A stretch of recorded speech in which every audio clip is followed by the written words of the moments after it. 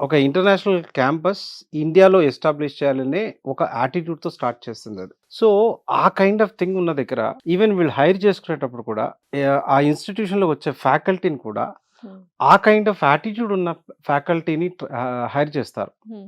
So, ఎట్లా ఉంటుందంటే అక్కడ యూనో మొత్తం క్యాంపస్‌లో ఉన్న ఫ్యాకల్టీ వీళ్ళంతా కూడా ఆన్ గో అంటే జస్ట్ ఒక వర్డ్ మీద అందరు రిలేటెడ్ ఆ కైండ్ ఆఫ్ యాటిట్యూడ్ అంటే ఒక ఇన్‌స్టిట్యూషన్ సక్సెస్ ఎప్పుడూ కూడా అక్కడ వర్క్ చేసే ఆ ఫ్యాకల్టీ యెస్. లాంగ్ టర్మ్‌లో ఎవరైతే వర్క్ చేస్తారో అంటే 1, 2 రోజుల్లో ఒక టీమ్ సెట్ అవ్వదు. హ్మ్. సో, దీస్ పీపుల్ 2009లో ఎప్పుడైతే ఈ ఇన్‌స్టిట్యూషన్ ఎస్టాబ్లిష్ అయిందో, అక్కడి నుంచి ఇప్పటి వరకు వర్క్ చేస్తున్న ఫ్యాకల్టీ దాదాపుగా 50% ప్లస్ ఉంటారు. సో, ఆ రిటెన్షన్ ఎందుకు జరుగుతుంది అంటే, వాళ్ళ యాటిట్యూడ్ అంటే, మీరు ఒక మంచి యాటిట్యూడ్‌తో రండి. హ్మ్. పిల్లలకి మనం మంచి చేద్దాం. మనం మంచి చేద్దాం అనే కాన్సెప్ట్‌తో మేనేజ్మెంట్ ఎప్పుడు మీటింగ్ జరిగినా అదే కాన్సెప్ట్‌ని వాళ్ళ మైండ్‌లో పెడుతుందనమాట. హ్మ్.